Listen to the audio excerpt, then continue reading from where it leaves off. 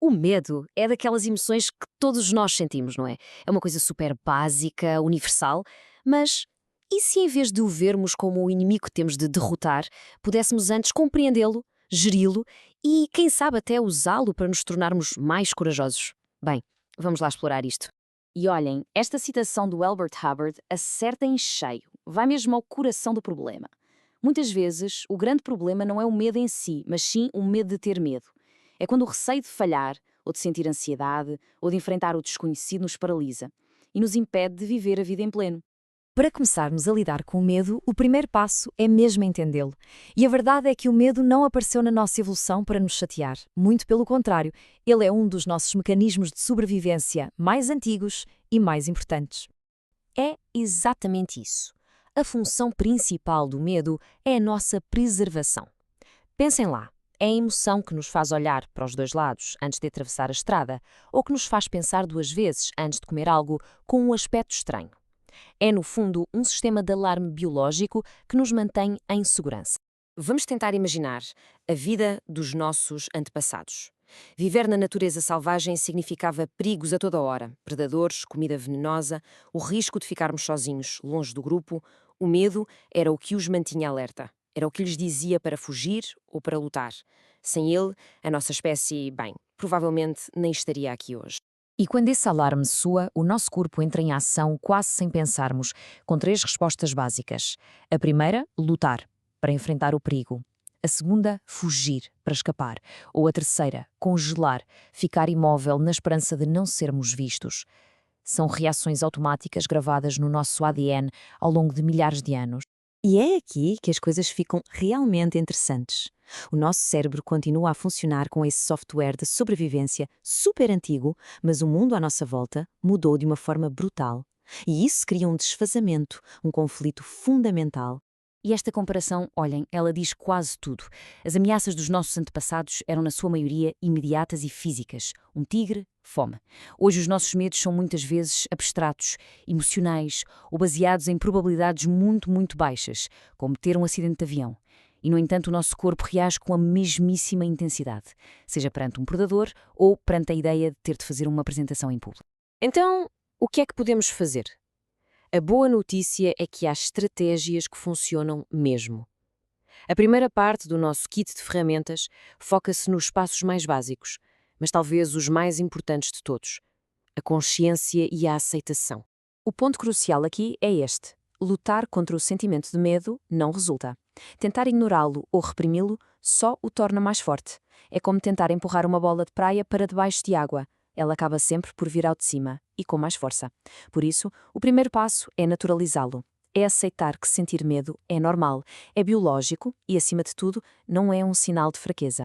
Depois de aceitarmos a emoção, de a deixarmos estar, podemos começar a fazer-lhe perguntas. E esta é uma pergunta simples, mas muito poderosa.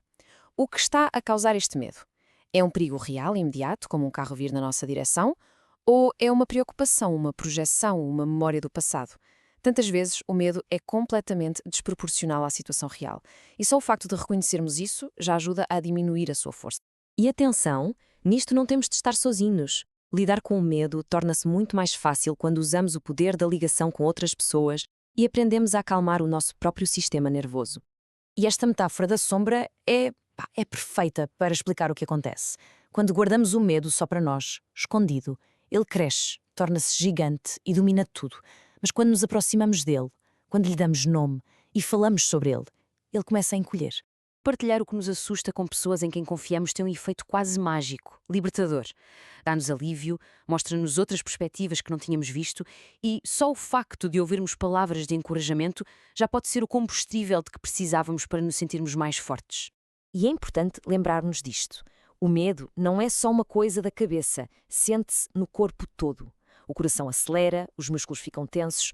Por isso, técnicas de relaxamento, como respirar fundo algumas vezes, meditar um pouco, ou até mesmo fazer exercício físico, ajudam a acalmar esta resposta de stress no corpo.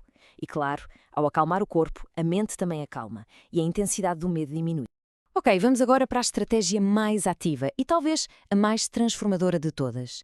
Em vez de fugirmos do medo, vamos aprender a caminhar na direção dele, mas de uma forma segura e controlada.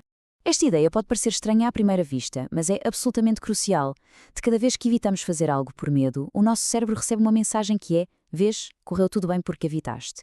E isto, a longo prazo, reforça o medo. Evitar pode dar-nos um alívio imediato, sim, mas com o tempo, o nosso mundo vai ficando cada vez mais pequeno, com cada vez mais coisas que não fazemos.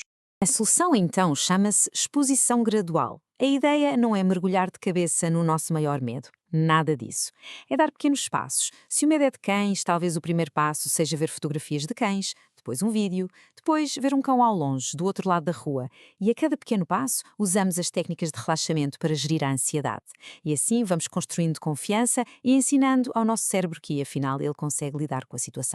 E tudo isto leva-nos a uma conclusão, que é talvez a ideia mais importante de todas. O objetivo nunca foi, nem pode ser, ter uma vida sem medo. Isso não existe. O objetivo é outro, é cultivar a coragem. O problema não é sentir medo. O problema é deixar que o medo nos paralise. E a coragem não é a ausência de medo. Coragem é sentir o medo e, mesmo assim, dar o passo seguinte.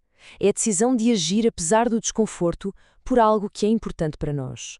E para fechar, queria partilhar uns versos de um poema lindíssimo de Mário Benedetti, que resume tudo isto na perfeição. Começa com este apelo, com este pedido de resiliência.